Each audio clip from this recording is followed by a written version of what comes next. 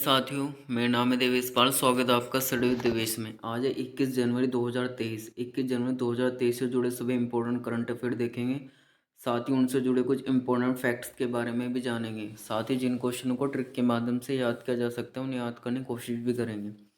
इसके बाद एक प्रश्न आपके लिए होमवर्क में, जिसका आंसर कमेंट बॉक्स में बताना है, और ये वीडियो आपको लास्ट तक देखनी है ताकि आपकी कोई भी क्वेरी बचे ना। तो चलिए शुरू करते हैं पहले प्रश्न के साथ में।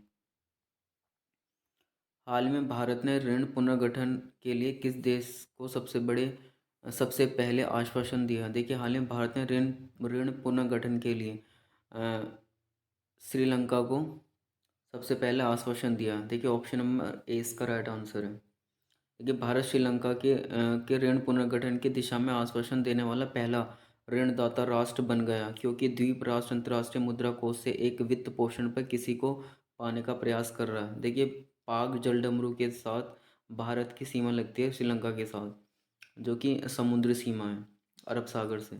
अब श्रीलंका की कैपिटल कोलंबो है, जो कि एक कॉमर्शियल कैपिटल है, और जबकि जयवर्धनेपुट्टे उसकी वहाँ की एडमिनिस्ट्रेटिव कैपिटल है। और करेंसी वहाँ की श्रीलंकन रुपया है। नेक्स्ट देखते हैं। हाल में किस राज्य सरकार ने सभी राज्य विश्वविद्यालयों में मासिक धर्म की छुट्टी की अनुमति दी है? देखिए, साउथ की अगर देखा जाए तो साउथ अपनी ट्रेडिशनल यानी कि संस्कृति एवं परंपराओं को लेकर काफ़ी सीरियस रहते हैं साउथ के सारे राज्य। तो हाल में केरल राज्य सरकार ने सभी राज्य विश्वविद्यालयों में मासिक धर्म की छुट्टी की अनुमति दी है, यानी कि ऑप्शन नंबर ए इसका राइट आंसर है। अब केरल की कैपिटल तिरुवनंतपुरम में पिनरई विजयन वहाँ के चीफ मिनिस्टर हैं। मोहम्मद आरिफ खान वहाँ के राज्यपाल हैं। केरल ने घोषणा की कि राज्य में उच्च शिक्षा विभाग के तहत सभी संस्थानों में सभी महिला छात्र को मासिक धर्म और मातृत्व अवकाश दिया जाएगा। इस देश में सभी तरह की पहली पहल बताई जा रही है। नेक्स्ट प्रश्न देखते हैं। हाल में किस राज्य केंद्र शासित प्रदेश की विधानसभा ने यमुना नदी के लिए 1028 करोड़ रुपए के पूरक अनुदान की मंजूरी दी है? देखिए, हाल ही में दिल्ली विधानसभा ने यमुना नदी के लिए, देखिए हम सब जानते हैं यमुना जो सबसे ज़्यादा ब्लैक मानी जाती है, काली नदी का दर्जा भी प्राप्त है, क्योंकि यहाँ से जो उद्योगों का पानी का रिसाव है वो सबसे ज़्यादा दिल्ली में काला पड़ जाता है, तो इसलिए से काली नदी का भी दर्जा प्राप्त है। तो दिल्ली की विधानसभा ने यमुना नदी के लिए 1028 करोड़ रुपए के पूरक अनुदान की मंजूरी दी है। अगर आप मतलब अगर यदि आप टेलीविज़न में हेडलाइंस देखते हो, या फिर ये काफ़ी चर्चा का विषय रहता है यमुना नदी का, यमुना को लेकर दिल्ली काफ़ी विवादित रहता है, तो दिल्ली सरकार ने ही अनुमति दी है। अब दिल्ली की कैपिटल नई दिल्ली है, और दिल्ली के चीफ मिनिस्टर श्री अरविंद केजरीवाल हैं, और विनय सक्सेना वहाँ के उपराज्यपाल, दैट इज लेफ्टिनेंट गवर्नर है। देखिए, यमुना नदी के सफाई के लिए काम में तेजी लाने के उद्देश्य से दिल्ली विधानसभा ने दिल्ली जल बोर्ड के लिए 1028 करोड़ रुपए के पूरक अनुदान को मंजूरी दी है। दिल्ली प्रदूषण नियंत्रण समिति के अनुसार दिल्ली में यमुना नदी में प्रदूषण पिछले 8 वर्षों से 2 गुना हो गया है। नेक्स्ट देखते हैं। हाल में अमेरिकी रॉक लीजेंड डेविड क्रॉस्बी का निधन हुआ, वह थे। देखिए, रॉक लीजेंड, रॉक मतलब सिंगर से रिलेटेड है, तो ये गायक थे, जो कि सिंगर थे, एक अमेरिकी गायक थे। रॉक लीजेंड डेविड क्रॉस्बी का निधन हुआ है, वह एक गायक थे, यानी कि ऑप्शन नंबर ए इसका राइट आंसर है। हम पिक में देख सकते हैं, ये हैं डेविड क्रॉस्बी। देखिए, 1960 और 1970 के दशक में सबसे प्रभावशाली रॉक गायकों में से एक डेविड क्रॉस्बी का निधन 2023 जनवरी में हुआ। उन्हें 2 अलग अलग समूह के साथ rock and roll hall of fame में शामिल किया गया। नेक्स्ट देखते हैं। हाल में राष्ट्रीय एड्स नियंत्रण संगठन ने मानव की सबसे बड़ी लाल रिबन की श्रृंखला मनाई। इसका गठन कहाँ पर किया गया? देखिए, एड्स जिसका सिंबल इस तरह से, लाल रिबन का सिंबल इस तरह से रहता है, की श्रृंखला में बनाई। इसका गठन कहाँ पर किया गया? देखिए, इसका गठन उड़ीसा के भुवनेश्वर में किया गया, कलिंग स्टेडियम में किया गया था, यानी कि ऑप्शन नंबर बी इसका राइट आंसर है। इस तरह से इसका सिंबल था, रिबन, इस तरह से लाल रिबन सिंबल था, जिसका गठन उड़ीसा में किया गया। अब उड़ीसा की कैपिटल भुवनेश्वर है। उड़ीसा के चीफ मिनिस्टर नवीन पटनायक है। उड़ीसा के राज्यपाल गणेशी लाल है।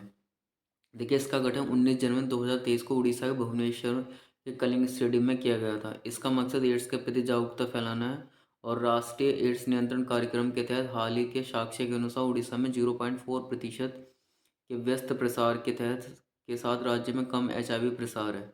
देखिए ह्यूमनो इम्यूनो डेफिशिएंसी वायरस जो इसकी किस फुल फॉर्म है, और एड्स दिवस 1 दिसंबर को मनाया जाता है, ये भी हमें ध्यान में रखना है। नेक्स्ट देखते हैं, हाल में किस कंपनी ने भारत में गर्ल्स फॉर टीच स्टेम पहल के दूसरे चरण की शुरुआत की? देखिए 6 राज्यों में एक्टिव है ये।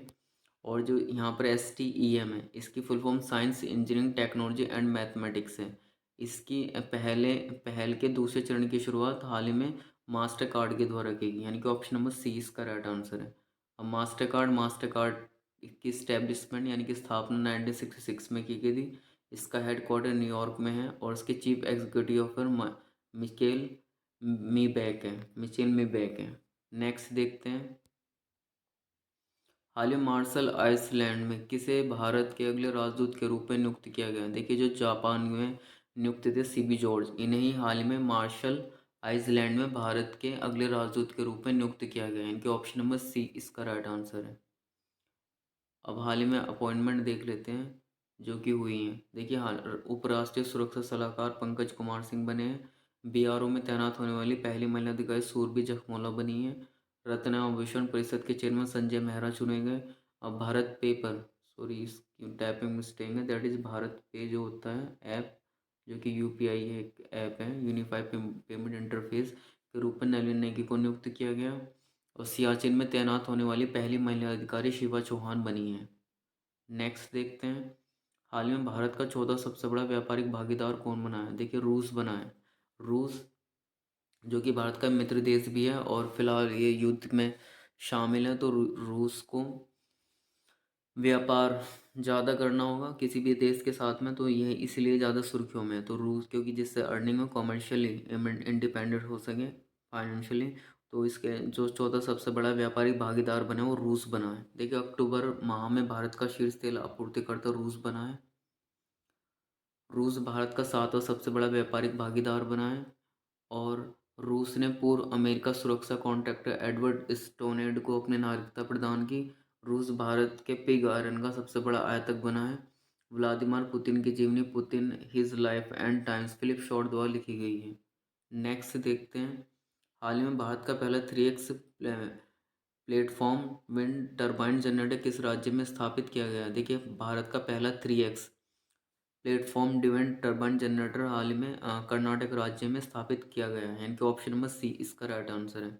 अब कर्नाटक कैपिटल बेंगलोर है और बसवराज मुंबई वहाँ के चीफ मिनिस्टर हैं और थावरचंद गहलोत वहाँ के राज्यपाल हैं। अब देख लेते हैं, केंद्र ने कर्नाटक में कलासा भंडूरी परियोजना को मंजूरी दी है। अमित शाह ने कर्नाटक के मांड्या में मेगा डेयरी का उद्घाटन किया है। कर्नाटक सरकार ने खानाबदोश समुदाय के लिए विकास बोर्ड की स्थापना की। कर्नाटक सरकार ने नौकरी के लिए नया AI आधारित कौशल पोर्टल तैयार किया। कर्नाटक में 3 ट्रांसजेंडर सरकारी स्कूल शिक्षक के रूप में चुने गए हैं। नेक्स्ट देखते हैं, हाल में वनडे इंटरनेशनल क्रिकेट में दोहरा शतक लगाने वाले सबसे युवा बल्लेबाज कौन बने हैं? देखिए न्यूजीलैंड के खिलाफ Shubman Gill one day international cricket में दोहरा शतक लगाने सबसे युवा क्रिकेटर बने हैं। ऑप्शन नंबर ए इसका राइट आंसर है। हम पिक में देख सकते हैं शुभमन गिल। अब एक प्रश्न आपके लिए होमवर्क में, जिसका आंसर कमेंट बॉक्स में बताना है। हाल में किसे Martin Luther Kings red parade special award से सम्मानित किया गया? आपको 4 ऑप्शन दे रखे हैं, जिसका आंसर आपको कमेंट बॉक्स से बताना है।